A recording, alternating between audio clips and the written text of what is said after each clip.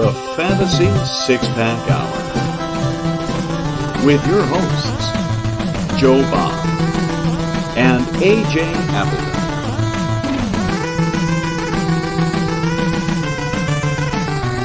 Touchdown!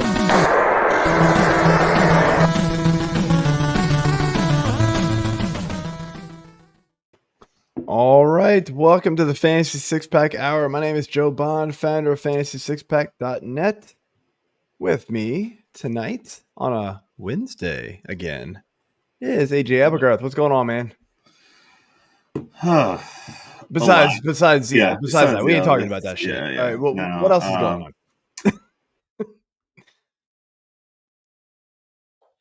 No, nothing. Yeah, we good. Did he freeze? I don't know. Did he freeze or is he just fucking with us? I don't know. Well, I'm gonna keep talking. I think he froze. All right, good stuff.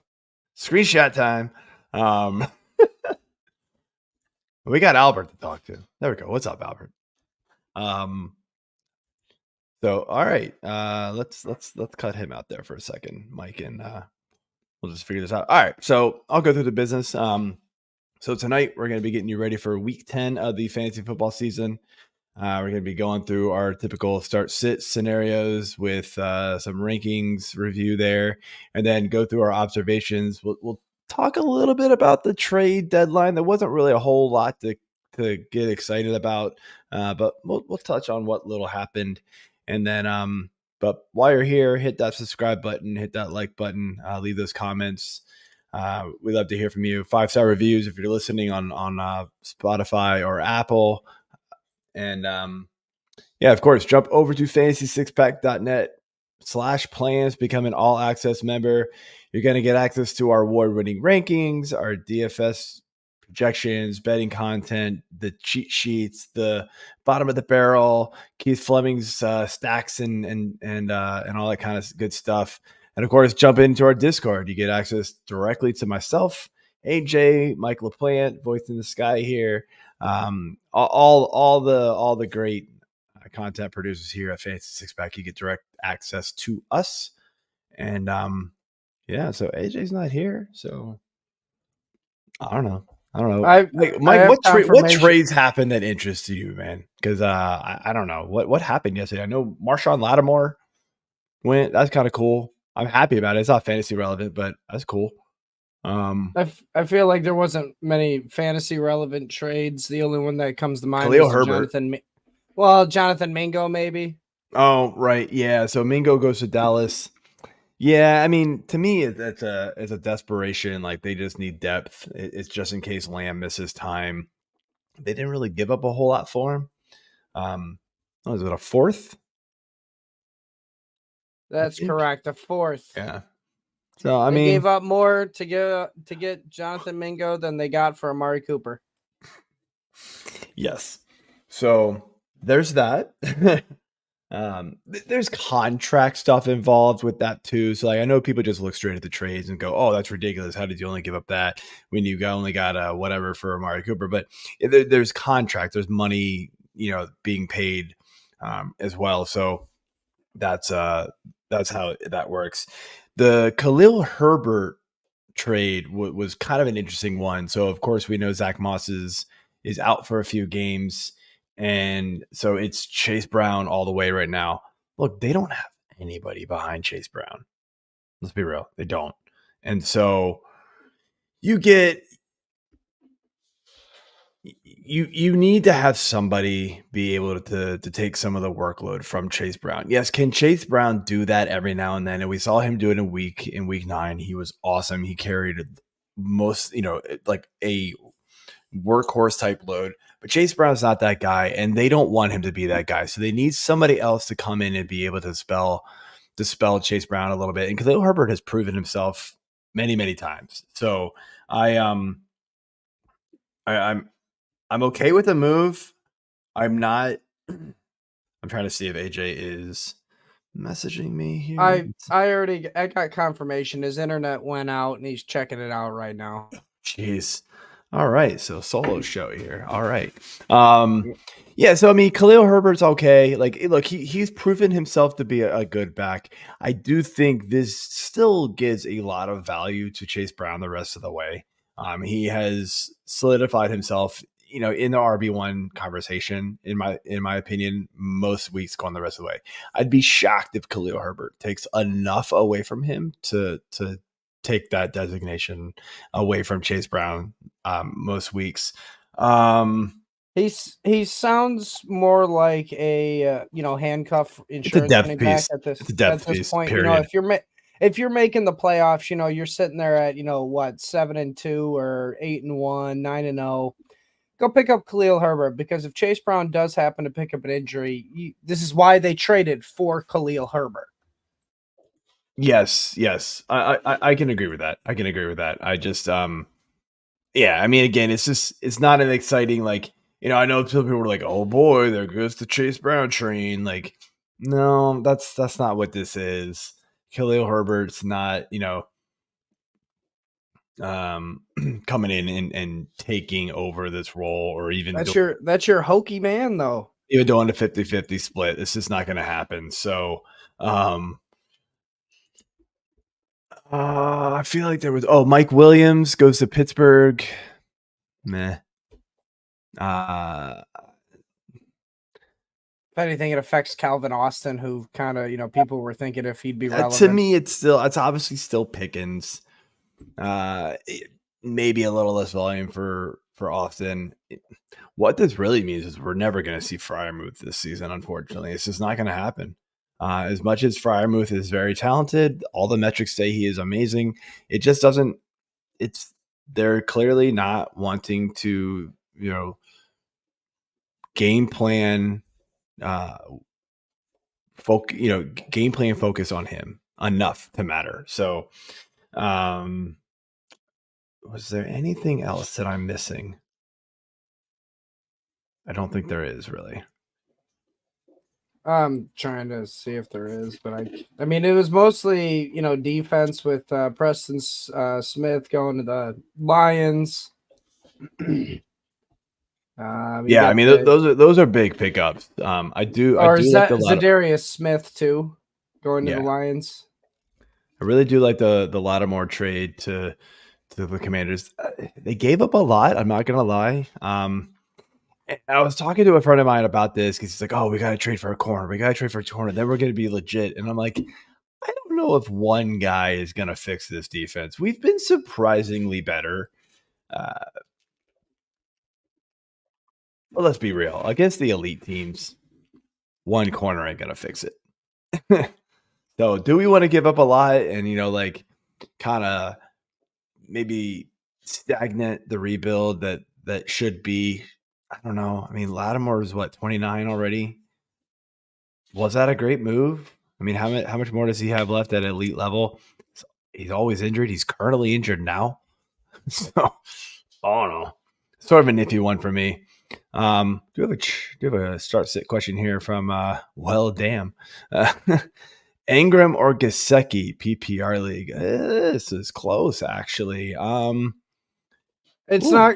I mean, I don't know if it's close if T. Higgins is out, right? The way Gesicki's being utilized with Higgins out. Yeah, I feel you. But with the lack of playmakers for Jacksonville as well, they don't have a lot going that way. I think. Yeah, I don't know. This one's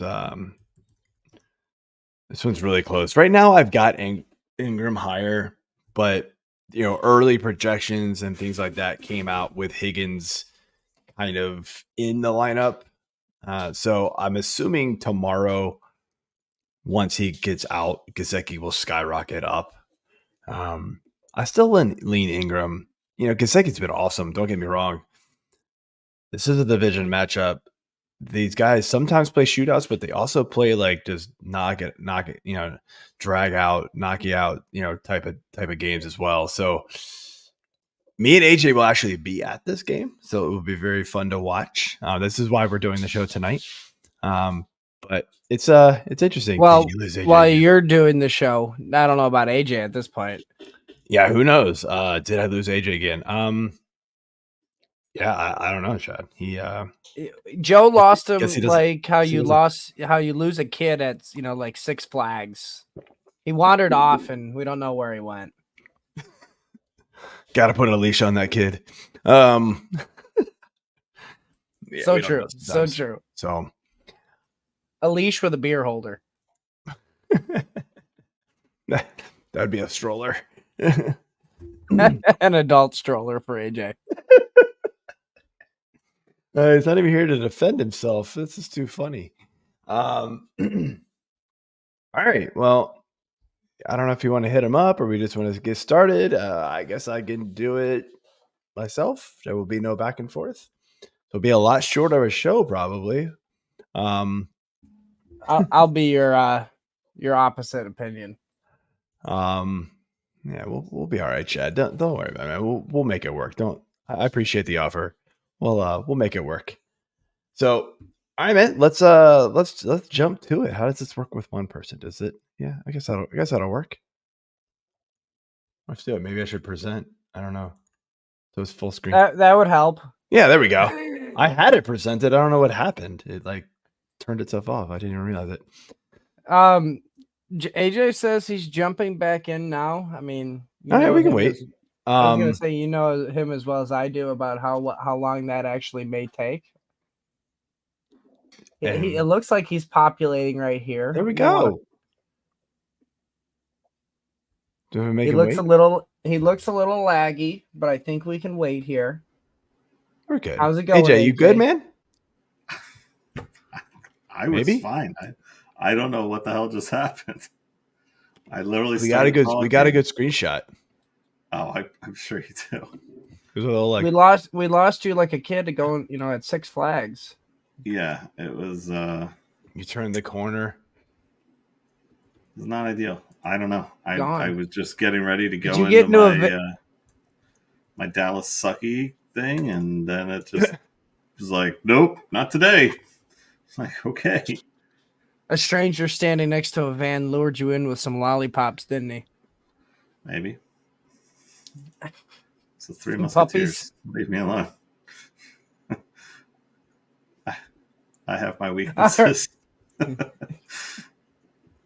That's cool. Yeah, that's so funny. You made it back just in time. You want to go on your Dallas sucky rant? No, we're good. It's fine. All right. Just I'll talk about the Dak injury and how he's going to be missing a little more time. CD Lamb is questionable, or at least was earlier today when I updated the depth chart. So Cooper Rush. It'll be nice little helping hand. The Dallas has already been sucky enough this year. Oh, they're done now, dude. Now that they're playing the Eagles this weekend, I'm all for the injuries. So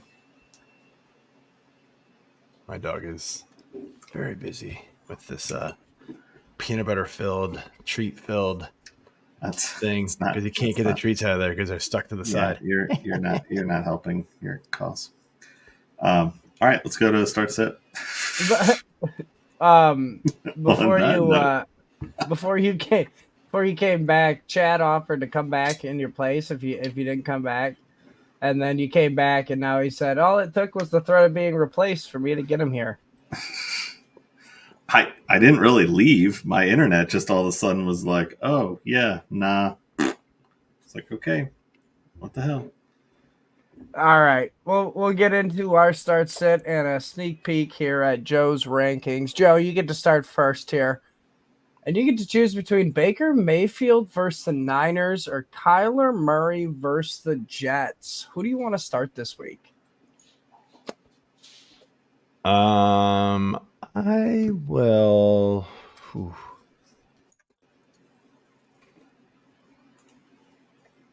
I'm gonna go Kyler still. I like the rushing floor. I know, God, he's been up and down, but the Jets secondary has not been like locked down. Honestly, not every there's been weeks where it's like, what the hell's going on? So yeah, I mean, I don't love it, but I will lean some Kyler Murray. This is interesting. I'm curious. I mean, how Baker's only really got K-Dot to throw to, and if it wasn't for like a crazy flourish fourth quarter,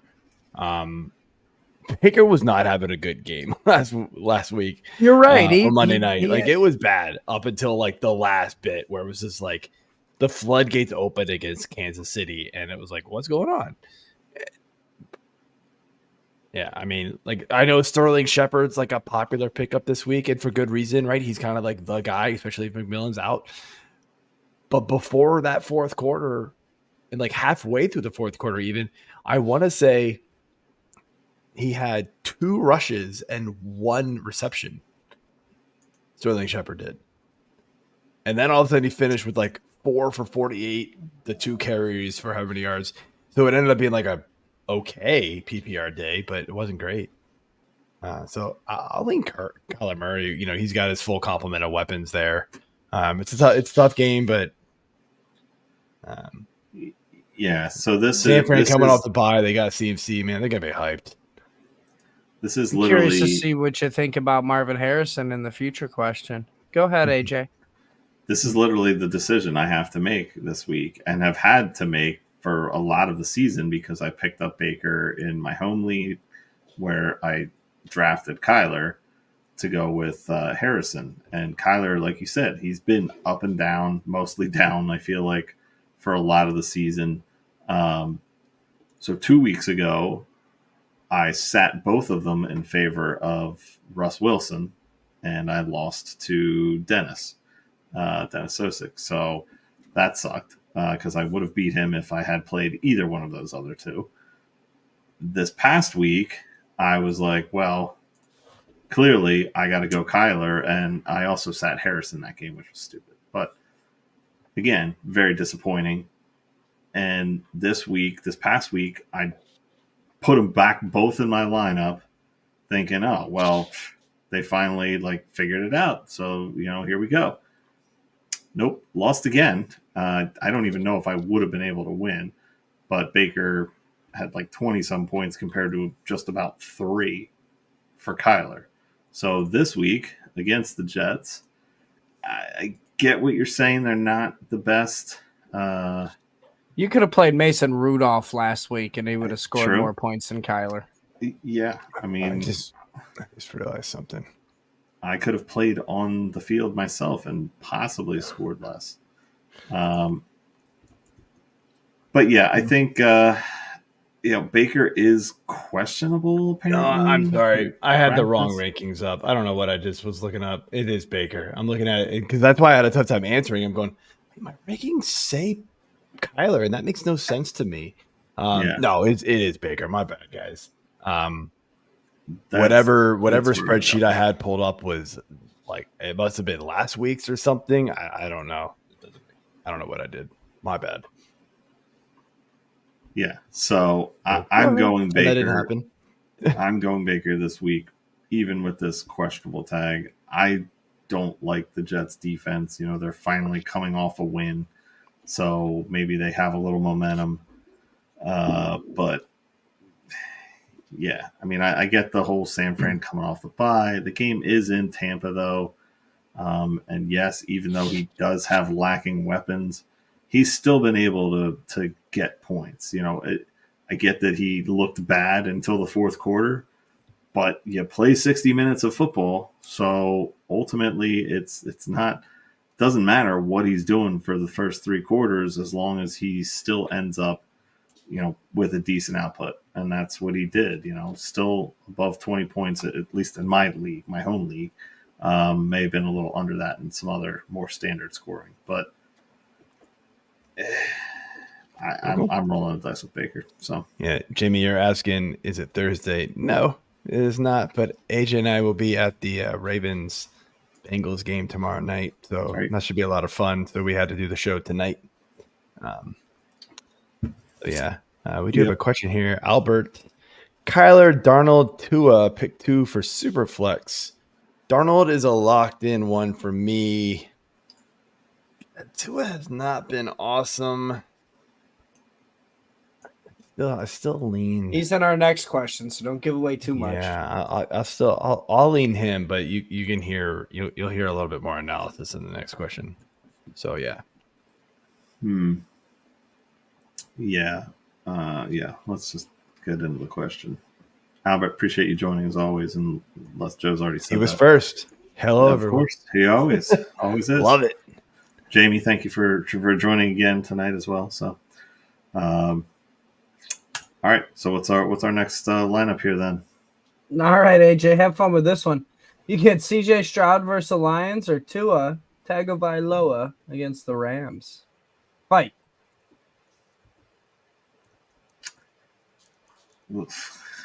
I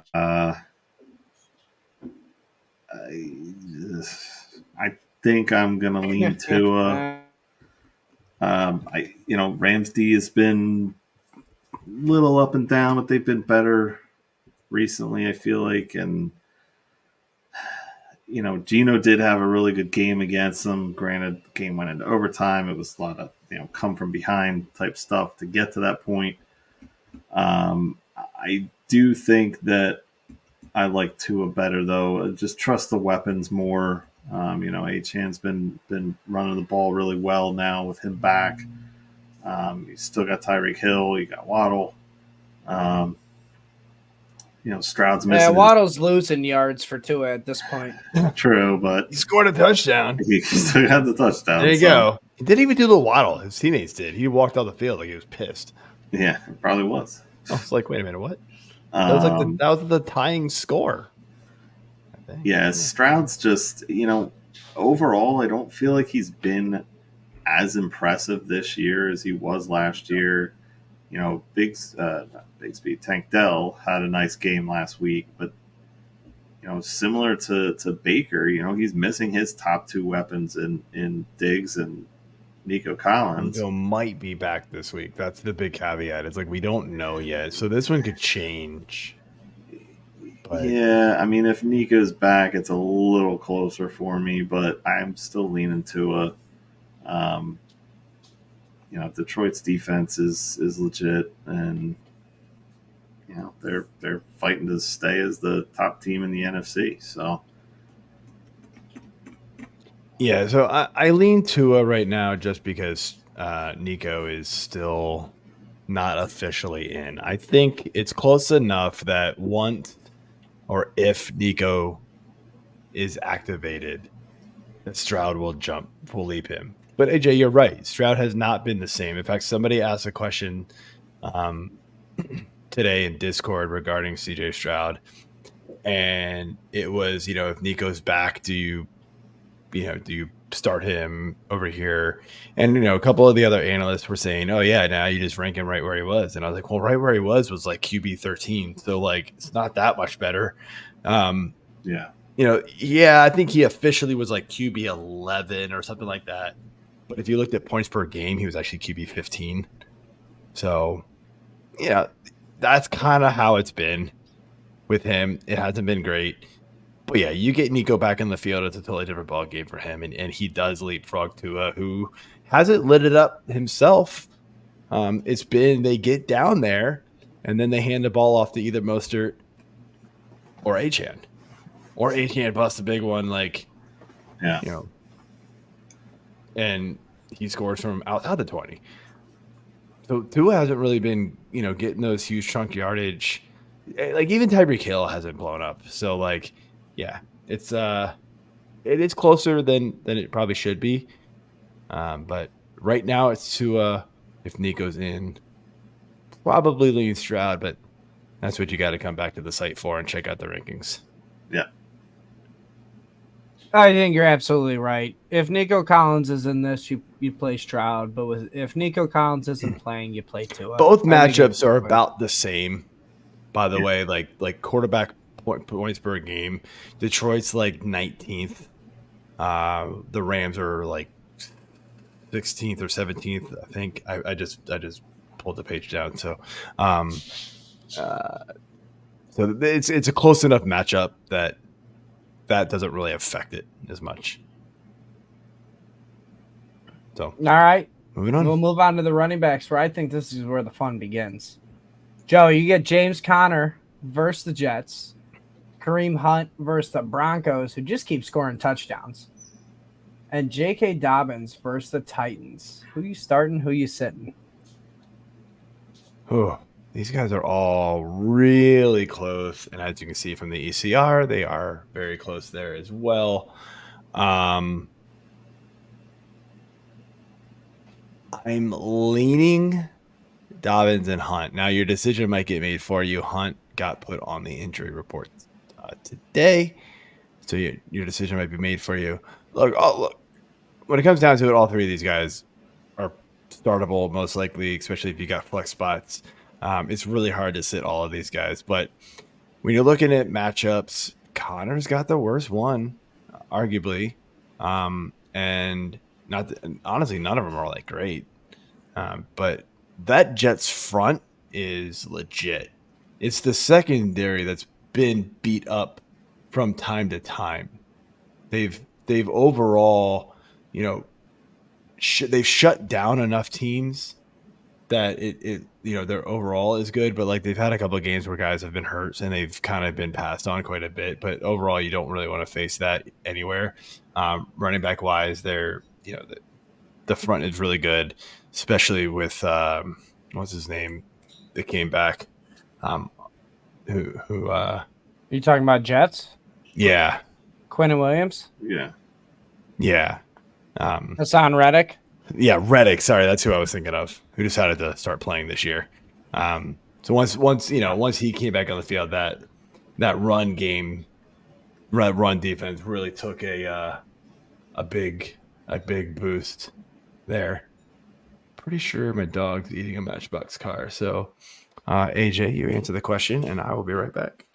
All right. Joe put peanut butter in the Matchbox car? Yeah, apparently. I did not see that Hunt had hit the injury report when I was doing the whatever. My guess is it's today, probably but veteran rest days. Yeah, I mean he's listed as questionable right now. It's limited to start the week. It says so. Quadriceps. I'm not too worried about it. I think for this one, I'm playing Hunt. Assuming he's playing, I will play him. Not the best of matchups against Denver. They've been pretty good against the run, but like for me, for Connor, or I'm sorry, for Dobbins, it's the same thing. Like he's been very solid this year, and he's finally healthy, so we want to see this keep going. I like that matchup for him as well. Tennessee's been good, but their team in general is just garbage. Like they're not going to score a lot of offensive points, so it's not like Dobbins is going to not be able to still get some volume and be playing throughout the entire game. So I'm definitely starting him. Connor, for me, again, same things that Joe was talking about with the Jets D. Getting Reddick back is helpful for them. But the bigger thing here too, and he's also listed as questionable, limited session today due to a finger issue. But Amari DiMercado had a really nice game. He only had 4 carries, but he had 59 yards, so he broke out. He had that one really long run. He got the touchdown. Still had 2 receptions, only 21 yards. So not offering a lot, but I think they're gonna start mixing him in a little bit, and volume is key. So I want to see a little more of how his usage will affect Connor overall. But right now, I'm benching Connor. Can I say a little something about the DeMarcado thing? So, yeah, take that one with a grain of salt. I know he scored in the second quarter just like Benson did.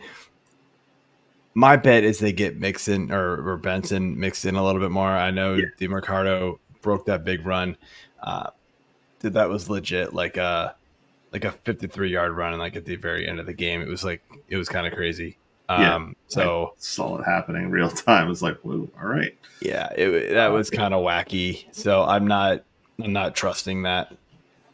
But the fact that him and Benson are getting usage, I mean, again, still below 30% snap. It's back and forth. Like it's because I track the usage, and that's one of the ones I talked about this week. I actually put my thing on Twitter, so if you guys check out my Twitter feed, I did a big thread with it instead of writing my article because the kids were home and I didn't have time to like do the full thing, so I just threw down notes on Twitter. But I talked about that one and said, keep an eye on this one. It could be that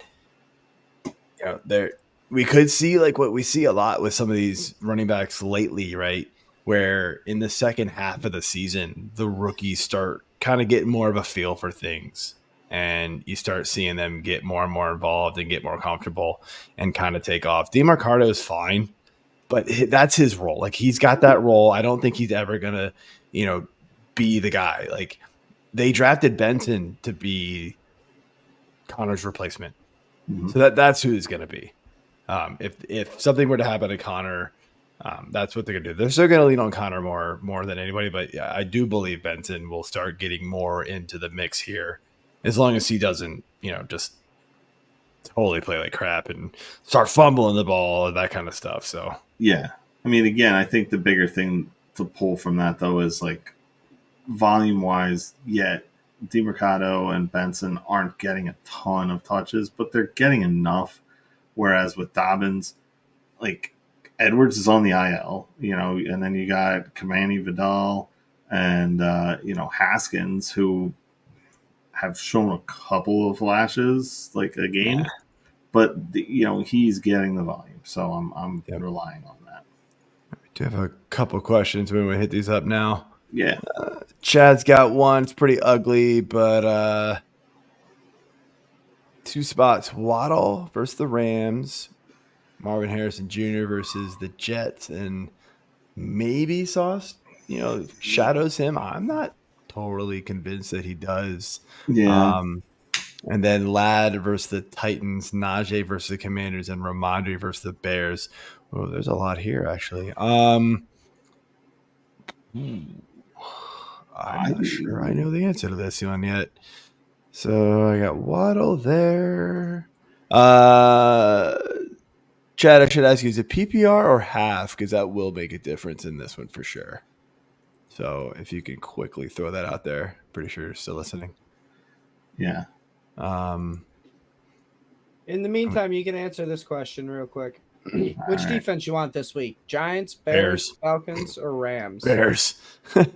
Yeah, of those, I love the Bears. Leaning Bears. Freaking Richard outbid me by $10. Nobody has ever bid except for you. The 1 week you won Philly all by yourself for 53. Nobody's ever bid more than like $25. So I went 33 on them. He bid 43. I was like, come on. He's like 2-7. He ain't making the playoffs.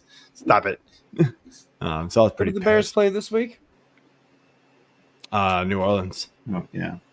Yeah, good call. Yeah. No, Falcons nothing. are New Orleans. Don't they?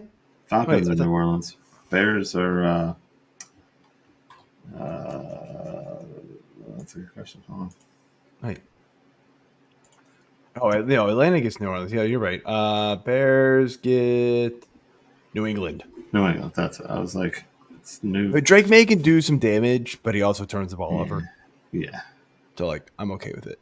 And, like, it really wasn't that good of a game last week, even regardless. Like, it kind of got silly at the end, but it wasn't. I'm okay with that. The much better defense in the Bears than what they faced last week. So, let's see here. We got Waddle. PPR. Yeah, I'm looking it up now then. So we got Waddle there. We got Harrison. So it looks like Harrison's He in the needs- mix. You need to He fill needs 2 spots. 2. I'm probably benching. I love Ladd. And even in a PPR, I like- think I'm going both I think I running backs. like Najee. I think I'm going both running backs, man. And I know I just talked about the Bears defense, but dude, Stevenson's been rushing it. Car Ramrod. Like, how do you not? I mean, do you feel good about starting Waddle? No, we just talked about that. Marvin Harrison Jr. is up and down, and that's a tough matchup.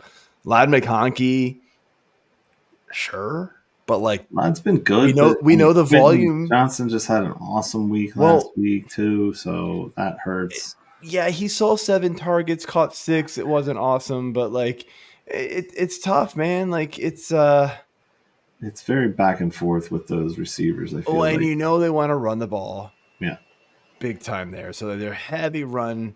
And then if Quentin Johnson is really starting to get more, comfortable, that's really going to eat into Ladd. And as much as I like Ladd McConkey, like he probably the number 1 receiver out of this group to play. Like him and Harris are close to me. You get the PPR like safety net with McConkey. So if you want to do that, but I think Harris has the higher floor or the higher ceiling. I mean, so that's where I would go. But it's Ramondre and either one of those two, Chad. All right, let's get to a couple questions later. Let's jump into the next one. Yeah, for us. All right, AJ. You want Jonathan Taylor this week against the Bills, Chase Brown versus the Ravens Thursday night, or David Montgomery versus the Texans? Fight. Well, seeing as I'm going to see one of these guys, we're both going to see him. Yeah, I mean, Brown basically has everything to himself now. You've got Travion Williams and you've got Khalil Herbert. Shout out VT, way to blow that freaking game against Syracuse. Come on, without our starting quarterback and our starting running back, that was tough. The fact that they even did what they did was pretty remarkable, but the defense, you blew it. Yeah. Come on, like what's going on here? I think, Chase is going to have plenty of volume, but I don't love that matchup at all. Monty has been solid all season long. He's still getting, we know the volume he's getting. It's a shared backfield with Gibbs, but they were both producing very well, getting good numbers. Monty had a kind of down game a couple weeks ago after he came off the injury, I believe. But, I lean him and JT. That game being in Buffalo, the shine has kind of worn off of Flacco a little bit. Taylor didn't have a great week last week. I almost feel like that may have been more due to the game, how the game was going. But I'm leaning Taylor and Montgomery. Joe? JT easy. I can't start either one of those guys over JT. Like they both have better days, sure, but you're not starting Chase or David Montgomery over Jonathan Taylor. You're just not. Shocker, I'm actually going to Chase Brown. He has this backfield to himself, and yes, it is against a very, very tough Ravens run defense. But here's the thing too, right? So we're looking at average points against. Houston is 4th best in half PPR leagues. The Ravens are 7th best. So technically, Montgomery has the tougher matchup of the two. Yes, yards wise and things like that. The Ravens aren't allowing yards, but I guess they're allowing touchdowns or something, or like receptions. And I'm not sure exactly where the points are coming from. If I dug into these numbers a little bit more, I could probably tell you really quick. It's definitely because of passing work, by the way. So that's where they're kind of giving up a little bit more, which makes sense because secondary is a big hole for them still. That's where you can get the Baltimore Ravens. So we know Chase Brown can catch the ball. David Montgomery can, but that's Gibbs' role. So I'm going to lean Chase Brown, but it's super close. It really is. I know I made it very difficult for you this week. I felt like I wanted to spice it up. I mean, you like to grab ECR 19 and 20, 16, 17, and 18. Well, I felt like this week I gave you guys, names that all have name value that, you're probably starting everywhere. But when it comes to a flex situation, who you say? Here we go. Jamie's got my back here. I took the under on Chase Brown, 58.5 rushing, and over on 22.5 receiving. Ravens allow the fourth most receiving yards to running backs. Yeah. There you go. All right. There you go. I did the quick analysis. Jamie already knew it all. There we go. Teamwork. Love it. All right, we'll move on to the wide receivers then, Joe. All right, well, let's get a couple of, let's get these questions knocked out before we jump into the receivers. Yeah. So Juan asks us another one here. Would you drop off the bench for a defense? Wandale, Myers, Madison, Mayfield, ETN, Downs, still got DJ Moore, Jefferson, Mooney, Brees Hall, Karen Walker. Oh, Jesus. Damn. Wandale? Yeah. I think so. Honestly, it's kind of weird. He's turning into the third option there because it seems like Slayton's sort of taken over the secondary role. And I mean, the downside is that a little bit. He's looking at, especially this week, you got Myers and Madison on the bye. I mean, the right decision might Walker's be ETN, bye, but I have a tough time doing that still. Yeah. One thing goes wrong for Bigsby, he gets hurt. ETN he's back in to the moon. Like, you can replace a Wandale Robinson. You will not be able to replace ETN if Bigsby gets hurt. That's my take. Yeah, I mean, and I would almost look at dropping Madison before ETN, even though Madison's producing. No, I wouldn't. I don't want to drop him though either. Even with him on the bye this week, he's been too good. He is the guy there. Zamir White is still a ghost. So, Wandale's the drop there. Well, are you to the point, because Darnold has had his bye?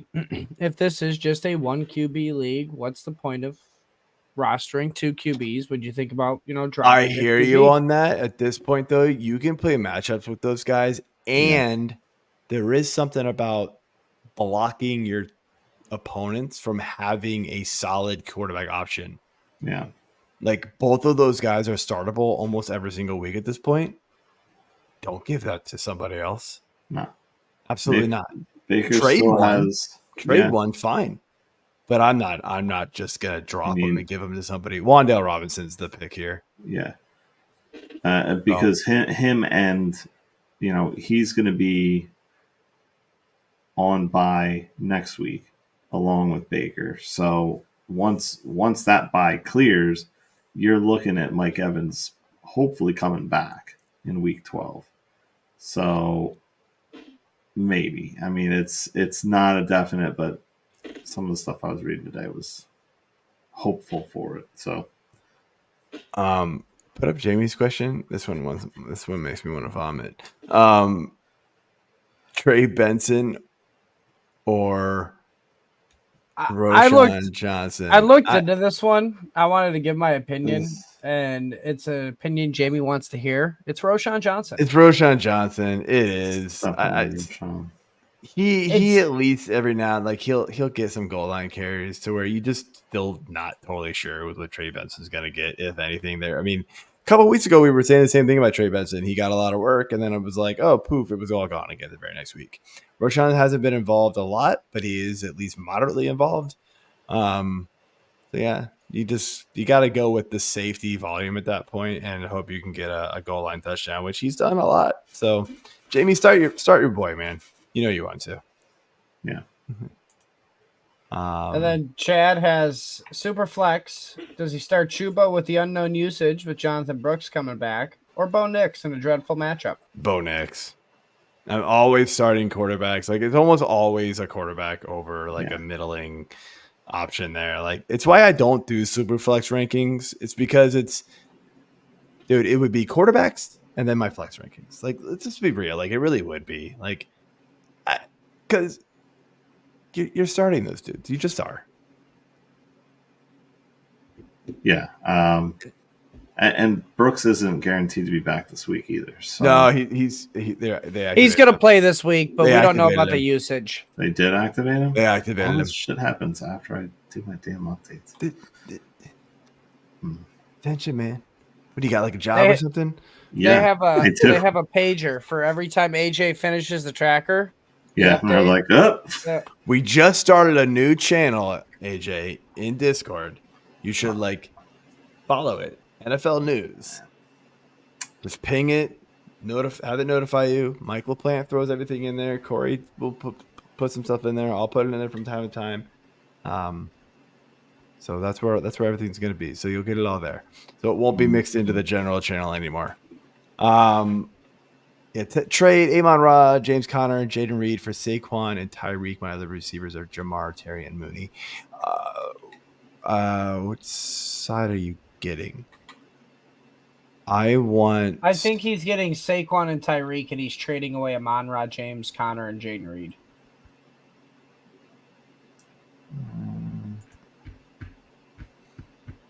I love getting Saquon. And Tyreek should be good, but yeah, he's making. I mean, the nice thing is both of their buys are done. Reed is on his this week. Connors is next, and Amon-Ra is done. Jamar, Terry, and Mooney. I would do it. Yeah, I probably would too.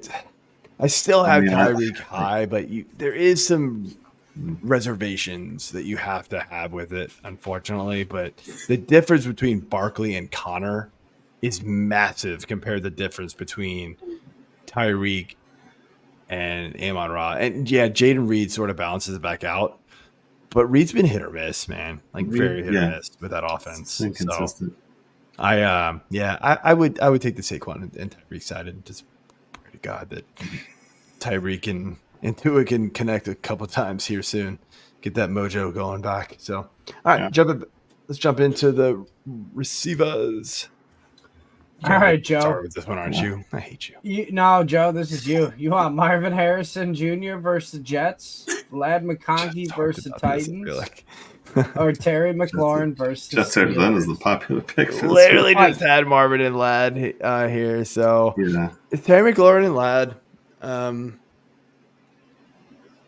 McLaurin is kind of the easy choice here. I know it's Pittsburgh. Could be tough, but him and Daniels are really feeling it right now. You got to just keep riding that one. Lad, look, we know Marvin Harrison can just go off, man. We know he can. It's happened a few times this year, but see last week, man. Fumbled that ball early and then did nothing afterwards. That's when you got another option like Lad McConkey. I think I just ride that for the most part, right? Yeah. Unless Lad McConkey gets the Jets or something like that and gonna get possibly just completely shut down. But that's Marvin Harrison this week, so that kind of makes your decision a little easier. Yeah.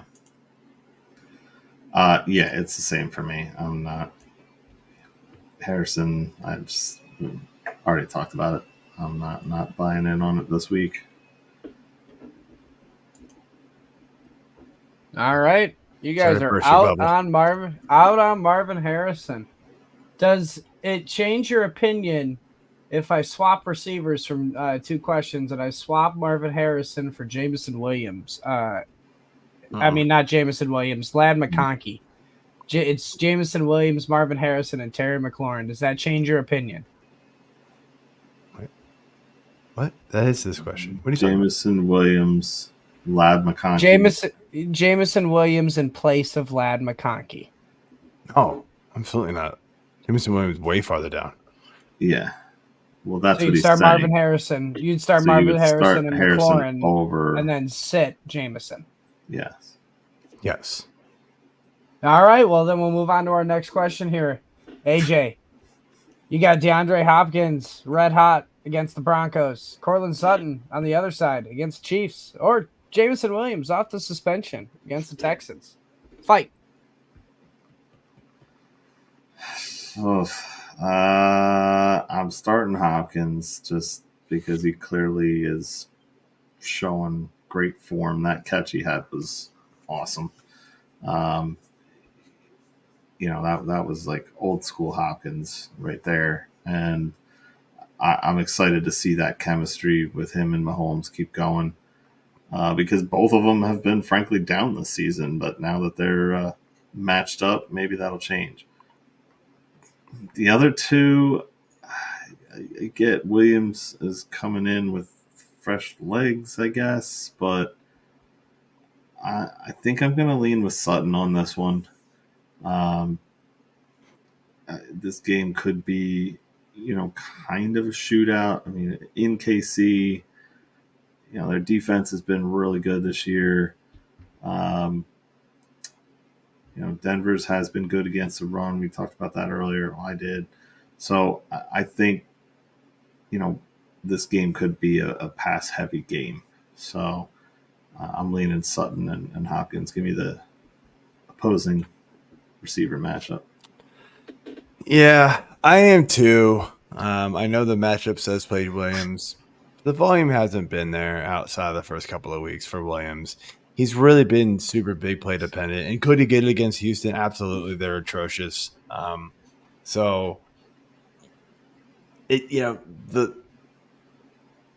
Broncos and Chiefs, tough matchup. Would it surprise me if it was like a 17-20 game? No. But you have to like what you've seen from Sutton the last couple. He had that dud, and then since then he's been killing it. And then, do I totally trust Hopkins yet? No. Do I totally trust Mahomes yet? No. You got to remember, last week was against Tampa Bay. They have arguably the worst pass defense in the league, at least for fantasy. So that played a big factor in it. But the fact that he was able to do that in just the second week with this team, that's really good. Like, we've talked a lot on this show about mid-season wide receiver trades not really working out for a lot of these receivers. This one looks like it could actually work. So I'm a little hopeful about it. It is just a very tough matchup. But I can't start Williams coming off the suspension, and just Detroit wants to run the ball a lot. Yeah. Like a lot. So much so that Sam LaPorta is not getting enough targets to really matter anymore. Exactly. We'll see how much now it that Williams matters is later. back. It's like less target share for him probably. Mm-hmm. Well, we'll see how important that is in the tight end question. Foreshadowing. All right, AJ, not AJ, Joe. You want Xavier or Legette this week? I didn't write who he's against. I'll figure that out. And then you got Odunze versus the Patriots, or Michael Pittman versus the Bills. Who are you sitting?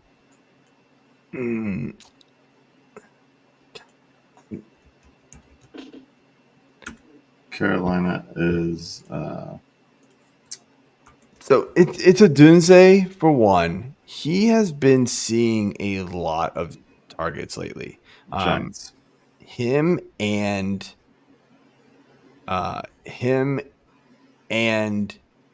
Keenan Allen and DJ Moore have all been seeing like bunch of targets the last couple of weeks. To where Cole Kmet has been like completely taken out of this offense for whatever reason. He didn't get a single look last week. Yeah. So I like Odunze. Hope this offense like starts really clicking again. They were humming before the bye week. And then the bye week happened. They had that just, I mean, that's just a kick in the nuts, man. That Hail Mary play. They were riding high with about 12 seconds left, and then it was like, oh no, what just happened? Like that just crushes you. And they came out flat last week. But Odunze has been performing. Man, like the rankings and the projections all say Pittman, but God, has he been bad? Brutal. I don't really like Legette either. Sorry, who did you say the Carolina Giants? They get the Giants. Hashtag suck a key. In Germany. Yeah. Oh, that's right. Yeah, it's over. Buffalo's pretty good against. I don't know, man. The rankings and projections right now say Pittman, but that's also because the projections aren't good for Legette. And if you know anything about projections, it's obviously like past data. Well, Legette had a bunch of like nothings the first few weeks, right? So that's factoring into it. The projections and which go into the rankings will say Pittman. My gut's telling me play Legette. So I'm going Odunze and Legette on this one. Like if this were my roster decision, I'm going Legette. Who the hell else are they throwing to? Thielen's still out. He's likely not. Coker? Like, okay. Coker's fine. Kind of a thing. Sanders has been kind of picking up. Yeah. I mean, he has been actually. I still think Legette's been looking pretty good the last couple games. So yeah, I'll take a chance on that. With Pittman just looking horrible. Just uninterested. He's getting uninterested. It's all Josh healthy. And Downs is getting, all the work. Mm-hmm. I feel like Pittman on paper, 100% healthy is easily ahead of Legette, but I'm not going with it this week. He looked horrific in that game last weekend, Pittman, and Downs had another really solid game again. Him and Flacco just have a really good connection, and I don't see that really changing.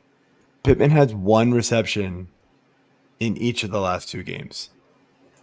Yeah, that's bad. You can't. I just really can't. Like,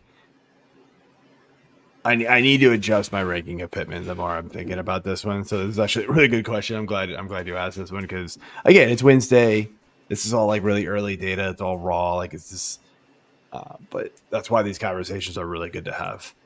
Yeah, and to take it a step further, I did actually update the wide receiver depth chart earlier today and put Downs in the wide receiver one slot and move Pittman. Yeah, for fantasy, absolutely. Yeah. I mean, and that's what that is. That's not depth chart like their team depth chart. This is these are solely and fantasy related. Where these guys are going to be than Pittman in the rankings right now. Another interesting change. Well, let me just make sure it's not on our next question here. It's probably not, but if I can even find that question. It's not because we're done with receivers now. I moved where is he? Nick Westbrook Kinney above Calvin Ridley. No, I don't know about that one. Nah, you're wrong. Put it back.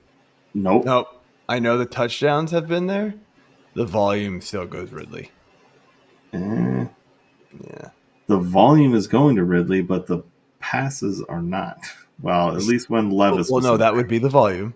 So no, I mean the throws are. Dude, he went 10 for 143 2 weeks ago. Last week, 5 for 73. But again, this is with Mason Rudolph. Okay. And Will Levis is likely back this week, I believe. Maybe I'm wrong on that. Will Levis has not played a game yet without. But why does that? I still don't understand why that would make you put Westbrook-Akine over, because it's not like Westbrook-Akine was getting zeros and like nothing He was early on.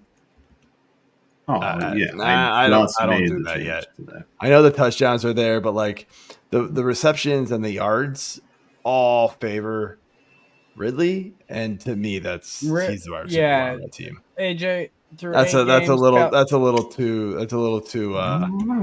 reactive. In my opinion, through 8 games, Ridley has 59 targets, 27 receptions. Westbrook-Akine has 16 targets, 10 receptions. He's got a better catch percentage. Bias. Okay. I mean, before the last 2 weeks, though, where your Ridley has over 210 yards, 216 yards, 42 yards, 8 targets. The only thing Westbrook-Akine has done, and he has scored touchdowns in 4 straight games. Awesome. Okay. He has a total of 10 catches in those 4 games. Yeah. He's pulling a Brandon Cooks last year for what Dallas did. Just catching touchdowns. Yeah. I mean, right now he's more consistent with what he's putting out fantasy-wise. But again, you got to remember, Calvin really also started doing this once they traded D-Hop. So I think that plays into it as well. That's true. So. All right. This next question here, AJ, you get. It is the tight end question, but it's, actually the question, how much do we like Taysom Hill?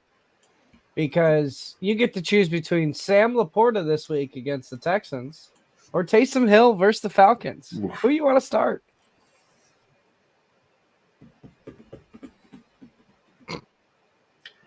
The silence tells you what the answer is, but it's so hard to say it. Say it. I'm going with Taysom. It is. Oh no. It totally is.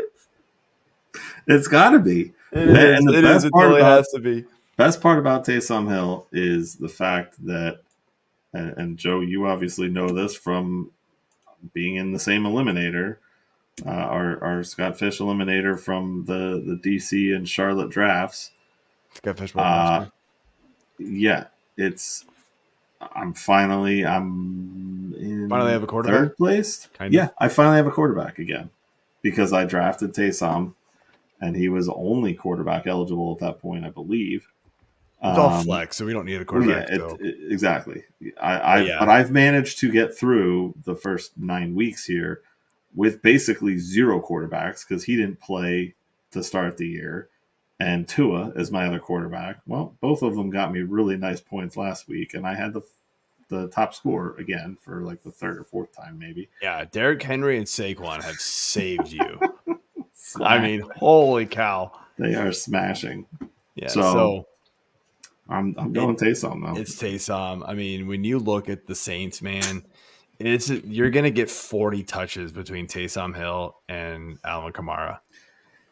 Now, that awful. Said, they did just fire the coach, Dennis Allen. So they're still going to have to lean on these two. There's no way. Yeah. Like, Taysom Hill threw 2 passes, caught 5, and ran 5 last week. Like Sam LaPorta, I had the usage up, but here, I'll just pull it up this way instead. He has seen a whopping, let's see here. So targets. So we just talked about Taysom Hill, right? Mm-hmm. Threw 2 passes, caught 5, ran 5 times. I don't even know how many targets he had. Might have been a couple more. But so that's 12 times he touched the ball, right? Sam LaPorta has never gotten above 6 targets, and that was tight end week, right? Before that, it was week 1 when he had 5 targets. It's not working. Like I said, this offense is very heavy run, very efficient play. It's like it's passing off the play action, and it's funneling through Amon-Ra, and then if there's like a big play available, possibly. He caught 4 with 5 targets. That's Taysom. Yeah, sorry, Jenny, you're right. I just remember seeing 5. My bad. But yeah, it's the fact of it is LaPorta's not being used. He's barely startable in fantasy right now. Like he's just not. He's not getting enough volume. Taysom's going to get all this usage at the tight end position for fantasy. Yeah, he's right in the mix of being like every week startable because the Saints literally have nobody else to throw the ball to or use because Olave, who knows if he's coming back this year. That was gruesome. That hit, man, that he took. God, I mean, just dropped like a rock. So, yeah, it's Taysom. As much as I hate to say it. All right, well that wraps it up. You and Dylan, Mike, used like to ask me Taysom Hill questions on Sunday, so I'm sure I'll get another one of those. But let's do our quick flex one here. Oh, my bad. I definitely forgot about that one. I know you did. That's why I stepped in. Thank you, Joe. Well, you get to start it off here with the flex one. And it's Tony Pollard versus the Chargers or DJ Moore versus the Patriots. Who are you sitting? It's Tony Pollard is my guy. Yeah, it's the Bears offense is kind of. No, I'm starting Tony Pollard. Sorry. DJ Moore, like, you know, as much as he gets a lot of work in that passing offense, he gets a lot of volume. It's not clicking right now for them, and you know the Titans offense isn't sexy. It's not doing a lot of great things. It's looking slightly better the last couple of weeks, but Tony Pollard has been really good this year. He's kind of the do-it-all back for them right now. He's made everybody forget about Tajay Spears. So yeah, give me Pollard. AJ? I mean, I agree. Pollard's been great. The Chargers. The matchup is rough, though. I will say that the matchup is really rough, but freaking solid, though. But you know, we already talked about Chicago. Everyone is getting targets there, so they're all getting like double-digit targets too. Like that's the crazy thing. So they're getting a lot of volume. It's just not amounting to much the last couple of weeks. Yeah.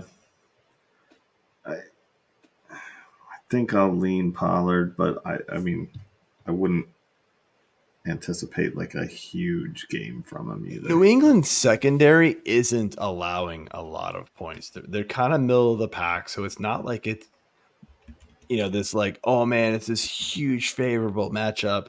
It's just that Pollard's playing the Chargers, and their defense has been amazing this year. Yeah. But the way you beat the Patriots is on the ground. So you could easily see Swift go off in this game. And to help Jamie out, maybe a little Roshan action, right? So I think last question here. I'll take the slides down. We'll just do this. Kicked me out. Okay. All right. You kicked AJ out. All right. So we got one last question. Albert here asking Mooney, Dell, Brian Thomas Jr. half PPR to AJ. You want this one? I think I'm going Mooney and Dell. BTJ's, I mean, he's the guy there. It's hard to go against him. I love him, what he's done so far, even though Lawrence has looked pretty bad most of this year. You know, Dell's the stand there, the stand up, you know, lone guy. We're done making Xavier Hutchinson a thing. Over it. No more. No more. He's not a thing. It is Brian Thomas Jr. and Mooney for me. Now, if Nico is officially rolled out, maybe Tankdale slides up here. Yeah, I'm looking. But like, you know, Nico being out, I keep forgetting. I still like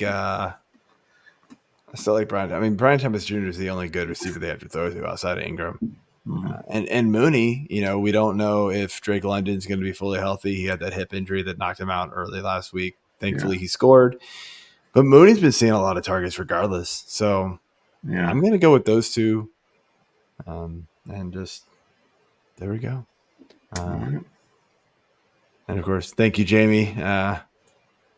It's early, man. It's still got about half the season left, so I'm hoping I can hang on. But man, it is super close with the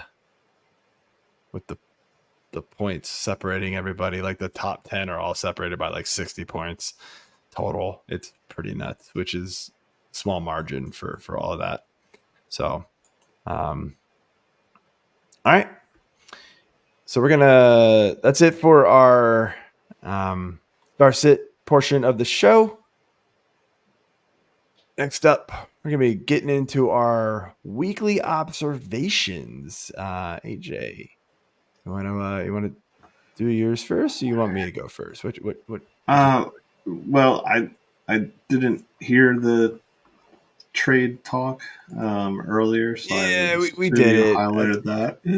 So maybe you can just, if you want to use that as one of your things. Yeah, there wasn't a lot of like all the moves yesterday were, kind of minor compared to what we've already seen. Mm-hmm. The receivers, disgruntled receivers, if you will, going to somewhere else. With Mike Williams obviously going to Pittsburgh now from the Jets.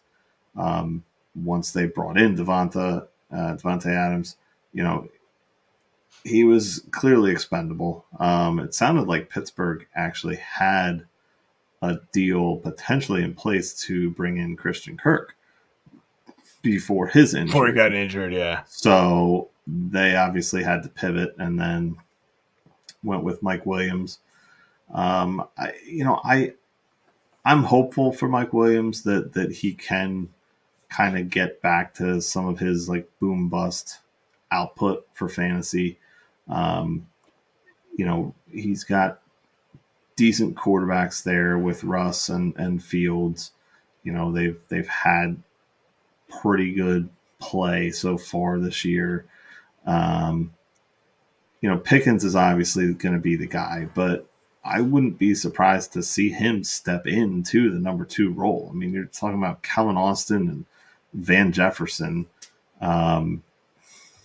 neither one of which is very exciting. So I do like the move for Williams's upside.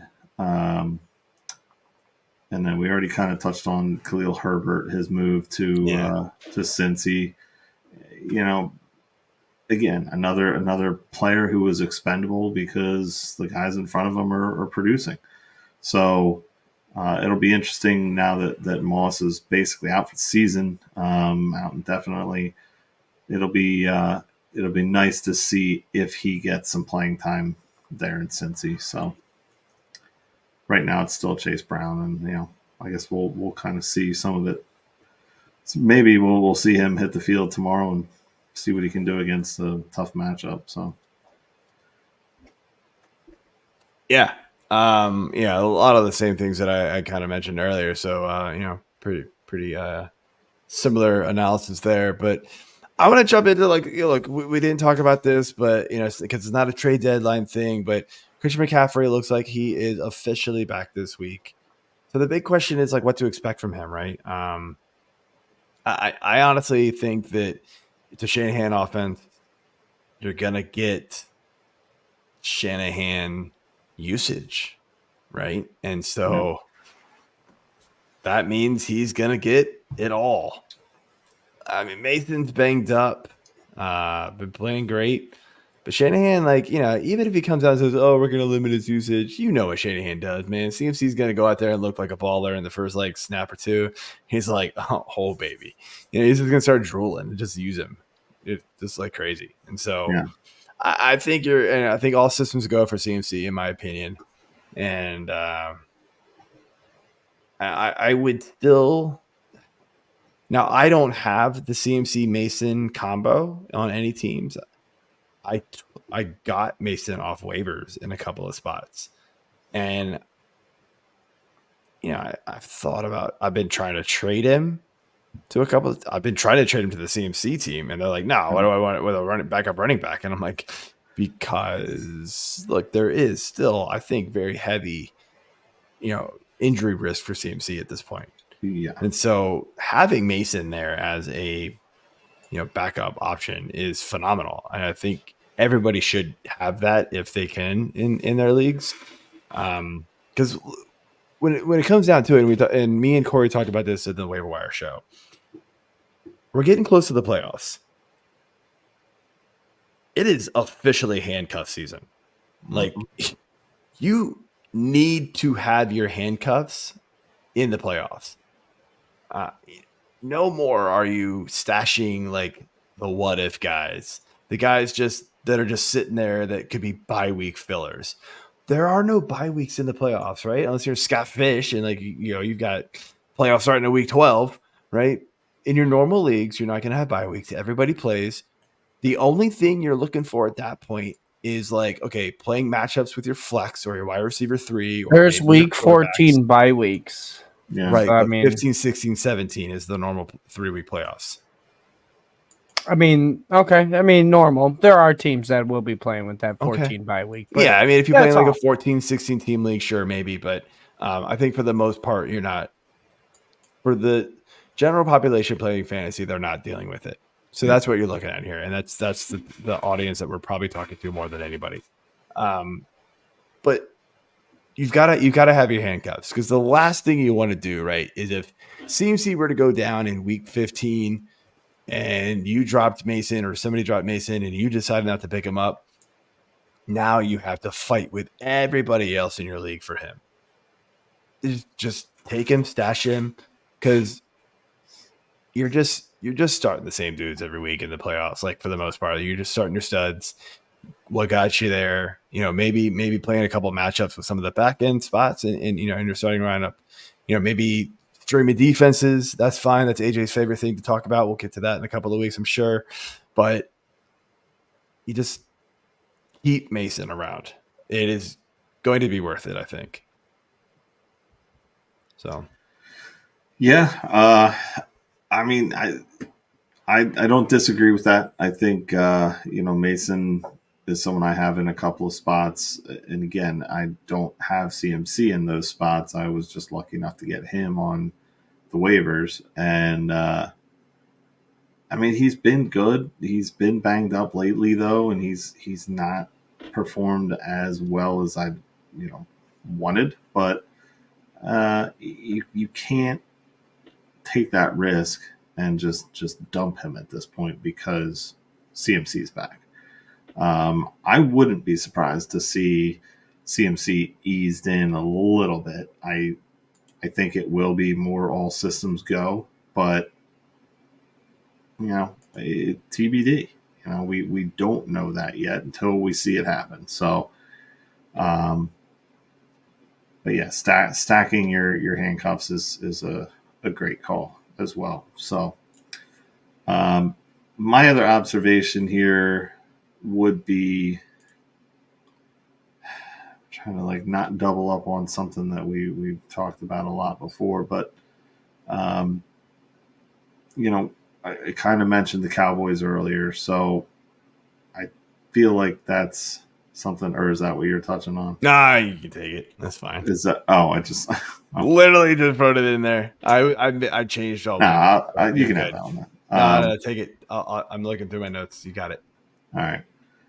Yeah, it'll be interesting to see. I kind of alluded to it earlier that Dak is going to be missing more time than what was originally expected. It sounded like he tore the hamstring. Oh, dude, he legit might be done for the year, bone, man, or whatever. That's brutal, and just Dallas in general has been such a mess this entire season, which both Joe and I love seeing. So not to really gloat about it, because these are human we beings. love our hashtag sucky keys for the Giants, but man, we love our Dallas sucky even more. Yeah, exactly. It's just it's just laughable to see how badly run this team is with Jerry Jones right now. He missed out on Derrick Henry, who's arguably the top running back in the league right now. They gave away Tony Pollard, and we just got done talking about Pollard and how well he's done. They botched all these payouts and everything, and then they finally decided, all right, Dak, we're going to pay you. And now he's injured. You know, obviously you can't predict that. And you know, I don't really feel bad about it that much, but you know, from a player standpoint, you know, I feel bad for Dak that he has to deal with this. But do you? You know, I mean, a little bit, yeah. I mean, what was the other one? Oh, Micah Parsons. You know, their defense has just dealt with a bunch of injuries too. So, you know, it's not their year. And you know, this week the Eagles can put them further into misery and really, you know, basically make them all but forgotten and out of the playoffs completely. So I'm really pushing for that, you know, pulling for that, hoping it happens. I don't want the Eagles to be looking ahead too much to next Thursday when they have to face the division-leading Commandos. So say that again. Commandos. The what? The Washington Commandos. The before that. The. I can't say it again. Nope. You heard it once. That's all you need. The currently leading the division. Mm-hmm. No, I mean they're. Oh, that was the other one. Dan Quinn, former coach for Dallas. Kellen Moore, former offensive coordinator for Dallas. I'm going to see them again this week. So it's just a comedy of errors that continues, and I love seeing it. So hashtag Dallas sucky. Yeah, I mean, what I was gonna go in with the Cowboys, and I'll just piggyback on this. It's more of a, you know, what can we expect with them without Dak, right? So, and you know, we're looking at Lamb, and so, you know, he's injured too. But you know, I think the expectation is Lamb maybe misses a week, is what it's kind of sounded like at best. So, like, is there panic? Should we panic with Dak, with Cooper Rush there? And my honest opinion is no. He's still gonna get absolutely peppered with targets, and somebody posted it in the Discord somewhere, and I'm trying to figure out where it was. Oh, here we go. It's a tweet from Field Yates. CeeDee Lamb in weeks 2 through 6 of 2022 with Cooper Rush on the field when he filled in for Dak. 7 for 75, 8 for 87 and a touchdown, 6 for 97 and a touchdown, 5 for 52 and 5 for 68. Yes, it's a dip overall. Those are still pretty solid numbers, man.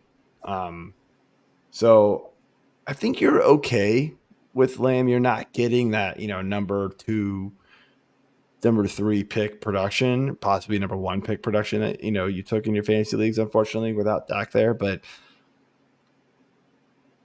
they're not, I mean, outside of Ferguson and Tolbert every now and then, like, it's hard for them to rely on the running game. It really is. Dowdell's been okay, and I wrote about that in the usage, you know, thread that I put out there. But they don't seem to trust Dowdell enough to, like, constantly give him the workload. They love Zeke too much. Well, Jerry Jones loves Zeke too much. And then they brought in freaking Dalvin Cook, and they've been playing him. Like, so it just feels like they're not going to, like, lean on Dowdell enough for that to be a factor. And they're going to keep trying to, like, force and make Zeke a thing again. So I think you're fine with CeeDee Lamb. I wouldn't over panic. If somebody was talking about trading him straight up for Hill, I mean, Hill hasn't been awesome either. I kind of think I would just hang on to Lamb and just realize that is still going to be the Cowboys offense, to where Hill, yes, he is the alpha receiver there, but Achane and even Mostert are taking a large chunk of the scoring opportunities there. Yeah. And so Hill is not doing what he did last year. So I think I would hang on to Lamb. Now, he also said possibly could swap him for Nico. No, that one I might actually do. Yeah. That's a tough one, but I think I would actually swap. I think I would actually do that swap. But I think from Dallas standpoint, where I was going to go with it was kind of looking at the Lamb and like what are we going to expect from this offense going forward? It does take a step back, but Cooper Rush he's fine. You don't want to start him, but his like primary targets in the offense around him, they're still startable. Yeah. So I had other ones, and I know we've been, throwing this around here. I think. Do you want to? I'm going to take this one here. I mean, The Jets. Which one? You want to take the Jets? Oh, or if you got another one yourself? Yeah, no, that's a good one. So basically, it's a who do you want rest of season? Or just kind of like Garrett. I think it's more just talk about how they're both going to perform. Yeah, I mean, I think together, Garrett Wilson is clearly still a target monster. Even with Davante Adams there, he had an awesome. I mean, both of them had a phenomenal game last week, and it was great to see. You knew with Adams coming in to team back up with Rodgers, there was going to be chemistry, and it took a week or so, but it's back, and Wilson and him already have a great chemistry, and that's clearly evident. So, I mean, rest of season for me, I think these guys are really going to be the new 1A receiver corps, and they really have no one else to throw to there.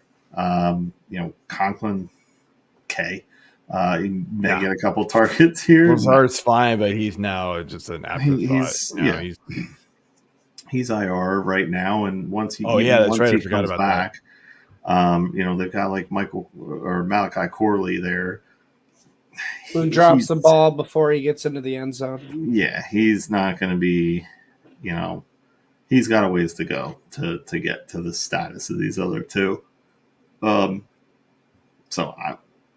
I'm happy starting both of them, and I've seen a couple teams that have both of them because of Adams being in Vegas to start. It makes sense. But now with both of them there on the same team, I have no problem starting both of them. I think there's going to be enough volume for both to maintain. And even if the volume dips for one or the other, they're still going to get end zone. There's still going to be red zone threats, both of them, regardless. I mean, so just for instance, I've got them both in the top 12 this week. Yeah. Like they've become like the Chase and Higgins. Higgins, where I think maybe Chase is the better like solo of all four of them.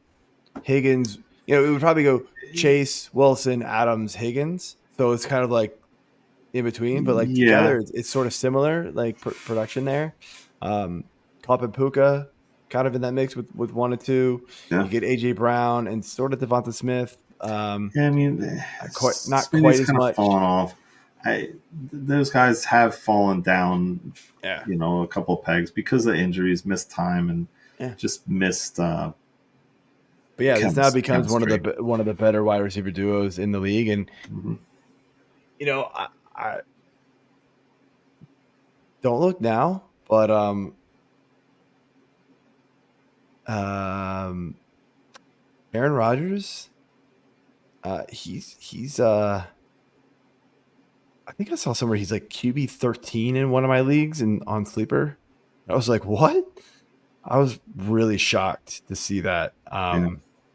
Wilson's been awesome. He's been lighting up the past few weeks. Dude, that one catch he had at the back of the end zone, that was insane. Yeah. I mean, Rodgers is turning into a very, I wouldn't say a startable quarterback every week, but like if you're desperate, you need a stream quarterback. Like, he's gonna want to get the ball to his main man, Aaron Rodgers, and he's really starting to trust Wilson.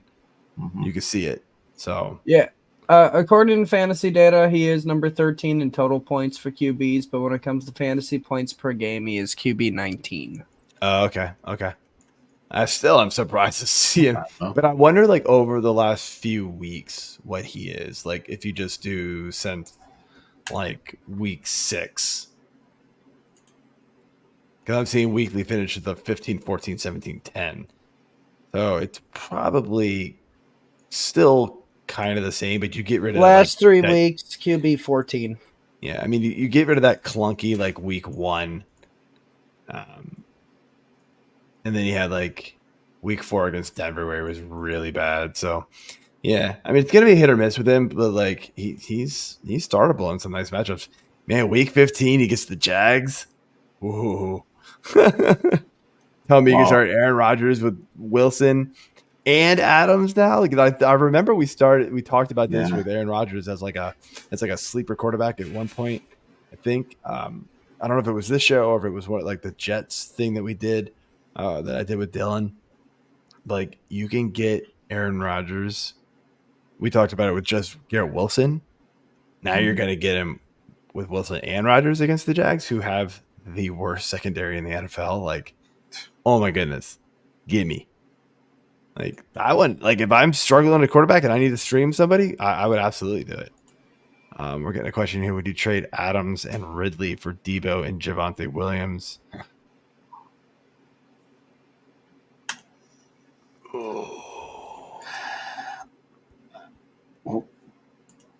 I want to say no. Adams, I love Debo, man. I really do, and he's the better of the two. I just it's Williams's like if you lack need of a targets running that back, really scares me. Oh, it's a Javonte. Oh, I'm thinking. Oh my god, when I saw Williams, I went immediately to Garrett Wilson. No, I went J-Mo? immediately. Yeah, Jameson. J-Mo. And we get running back, pretty strong receiver. I have Mike Evans on IR. Yeah, I mean, I don't mind giving. I don't mind it because you Ridley. technically are upgrading receiver. You're giving up Ridley for Williams. Now, I will say this, and this was one of the things I wasn't going to talk about it, but I guess I kind of will now. I am worried about Javonte Williams. He had a good 4-game stretch where he was awesome, and I thought like, oh, okay, he's back. Yeah.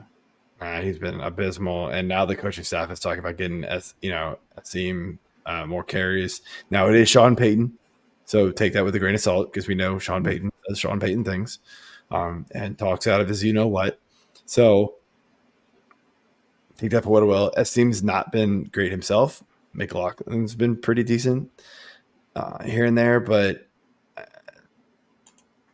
Javonte Williams has really slowed down the last couple of games, but after the couple of games Ridley has had, I kind of wonder if you can get a better running back. I know you're upgrading Adams to Debo, but that upgrade isn't like massive. And Javonte Williams just isn't a great target for me. I don't like it. I mean, if that's really all you can get, fine. I wonder if you could get even like a Bucky Irving. I kind of feel better about that. Or maybe get like a Bigsby or they totally phase out ETN there. That kind of stuff. Like I just kind of feel like I would rather have that than Williams. And they're in the same ballpark as far as like rankings, but you just feel more comfortable with it. Javonte's been bad the last couple of weeks, so I don't feel great about it. But if that's what you got, I don't hate it. Yeah. So, all right. So the last thing I was gonna talk about here for real, if I can find my notes here. So we're talking about starting quarterbacks, right? Startable quarterbacks for the rest of the year. What do you think about Stafford now that Puka and Kupp are healthy? Has he moved into that territory for you? I mean, he's definitely getting there. He had his last 2 great weeks, last 2 weeks, 5 and 13. tougher teams, Minnesota and Seattle. Dude, That he Seattle carved game, up Minnesota. that Seattle game overtime was like I kind of missed a little bit at the end of the fourth for when Seattle made the push to get back into it, tied up. But then they blew the game. I mean, they had the chance, and the announcers were hilarious because they jinxed them and were like, "Oh well, no, get down here." And the Stafford doesn't have a long game right now, and with Puka out, that was the other thing. He still performed really well with Puka out most of that game. Right. The only thing that really worries me about him is the turnovers. I mean, he's consistently had one interception for the last 5 games and, 6 total on the season. He does have a couple fumbles lost. So, if he can somehow cut down on the turnovers, I do think that he can be a viable option. Matchup wise, he's got Miami this week. He's got, in New England, Philly. It could be tougher. Their young DBs are coming on, and plus they still got Slay and Chauncey Gardner. That'll be an interesting game, but it is in LA. Then he goes to New Orleans. I mean, that's a cakewalk game. But then I don't really love his Lattimore. Yeah. There you go. I don't love his playoffs, though. 14 Buffalo at home, then at San Fran, at the Jets, and then Arizona, who he had a horrific game against week 2. Granted, he didn't have his receivers, but he's startable. He's definitely startable. Yeah, he's matchup dependent for me, but he's back in the mix. I mean, early in the season, it was wanted anything to do with him. Yeah, it's all going through Kyron Williams. But you're right. The schedule for him in the playoffs is pretty rough. Although I'll say San Fran isn't like it's not. They're picking it up, but they're still not like bad as it once was. They used to be. Buffalo's rough in week 14. Yeah. Other than those two, honestly, man, I'm not really scared about anything against this. It's San Fran, the Jets, and Buffalo. That week 14 through 16 stretch is kind of like, but man, if you can get to week 17, you're looking great with him. Week 13 is awesome if you need you're desperate for that last week win, right, to get into the playoffs. He's a guy that if he gets both of these guys, I mean, 2 weeks ago against Minnesota, who we were all saying that has one of the best defenses in the league, they're confusing everybody. The offenses don't know what to do. He carved him up, man. He was QB5 that week.